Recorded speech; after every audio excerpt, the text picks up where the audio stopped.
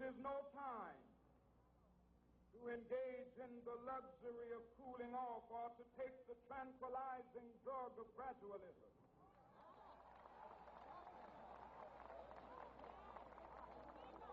Now is the time to make real the promises of democracy. Now is the time to rise from the dark and desolate valley of segregation to the sunlit path of racial justice. Now is the time to lift our nation from the quicksands of racial injustice to the solid rock of brotherhood. Now is the time to make justice a reality for all of God's children. It would be fatal for the nation to overlook the urgency of the moment. This sweltering summit of the Negro's legitimate discontent will not pass until that is an invigorating autumn of freedom and equality. 1963 is not an end, but a beginning. Those who hope that the Negro needed to blow off steam and will now be content will have a rude awakening if the nation returns to business as usual.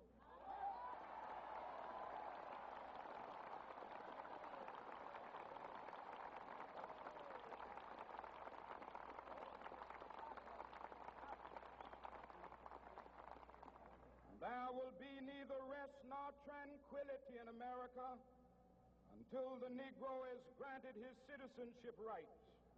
The whirlwinds of revolt will continue to shake the foundations of our nation until the bright day of justice emerges. But that is something that I must say to my people who stand on the warm threshold which leads into the palace of justice. In the process of gaining our rightful place, we must not be guilty of wrongful deeds. Let us not seek to satisfy our thirst for freedom by drinking from the cup of bitterness and hatred.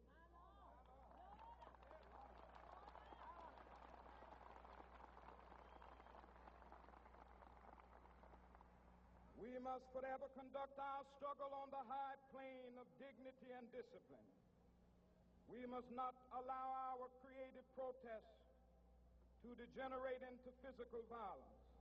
Again and again, we must rise to the majestic heights of meeting physical force with soul force.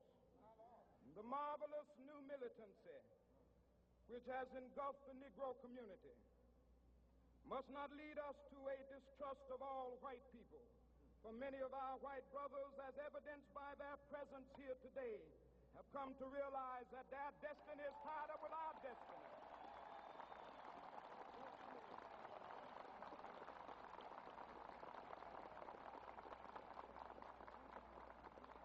And they have come to realize that their freedom is inextricably bound to our freedom. We cannot walk alone. And as we walk, we must make the pledge that we shall always march ahead. We cannot turn back. There are those who are asking the devotees of civil rights, when will you be satisfied? We can never be satisfied as long as the Negro is the victim of the unspeakable horrors of police brutality. We can never be satisfied as long as our body is heavy with the fatigue of travel, cannot gain lodging in the motels of the highways and the hotels of the cities.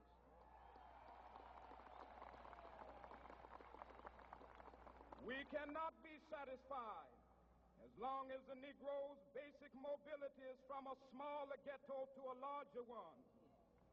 We can never be satisfied as long as our children are stripped of their selfhood and robbed of their dignity by signs stating for whites only.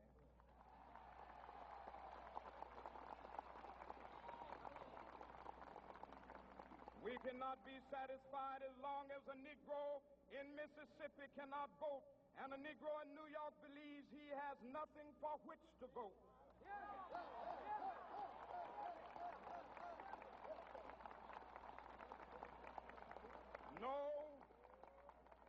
No, we are not satisfied, and we will not be satisfied until justice rolls down like waters and righteousness like a mighty stream.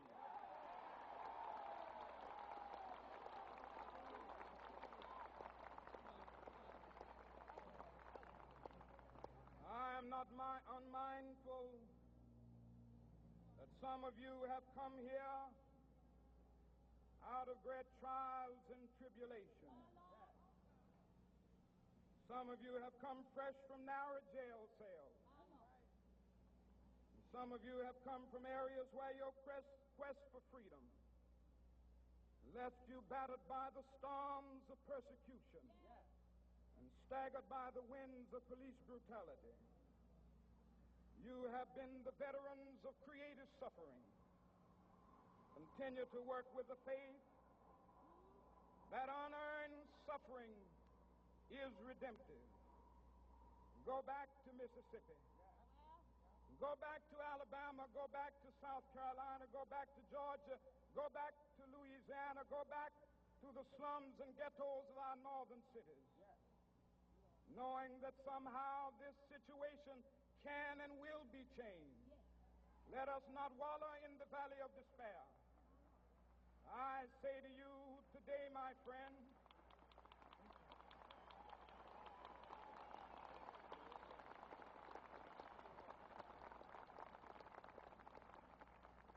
so even though we face the difficulties of today and tomorrow, I still have a dream. It is a dream deeply rooted in the American dream.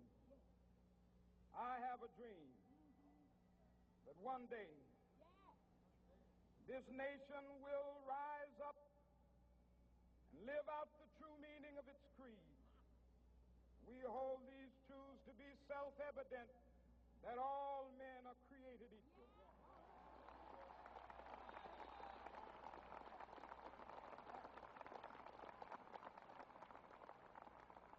I have a dream that one day on the red hills of Georgia, the sons of former slaves and the sons of former slave owners will be able to sit down together at the table of brotherhood. I have a dream that one day, even the state of Mississippi, a state sweltering with the heat of injustice, sweltering with the heat of oppression, will be transformed into an oasis of freedom and justice. I have a dream that my 4 little children will one day live in a nation where they will not be judged by the color of their skin, but by the content of their character. I have a dream today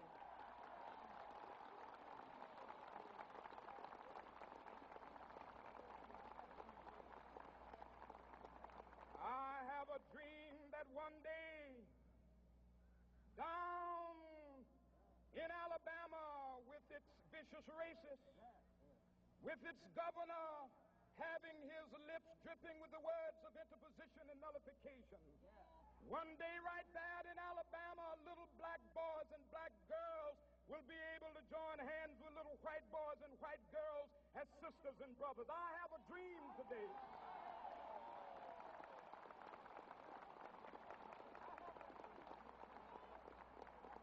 I have a dream that one day every valley shall be exalted, and every hill and mountain shall be made low. The rough places will be made plain, and the crooked places will be made straight, and the glory of the Lord shall be revealed, and all flesh shall see it together. This is our hope. This is the faith that I go back to the South with. With this faith, we will be able to hew out of the mountain of despair a stone of hope. With this faith, we will be able to transform the jangling discords of our nation into a beautiful symphony of brotherhood. With this faith, we will be able to work together, to pray together, to struggle together, to go to jail together, to stand up freedom together, knowing that we will be free one day. This will be the day. This will be the day when all of God's children will be able to sing with new meaning, my country, 'tis of thee. Sweet land of liberty, of thee I sing. Land where my fathers died, land of the pilgrim's pride. From every mountainside, let freedom ring. And if America is to be a great nation, this must become true. And so let freedom ring. From the prodigious hilltops of New Hampshire, let freedom ring.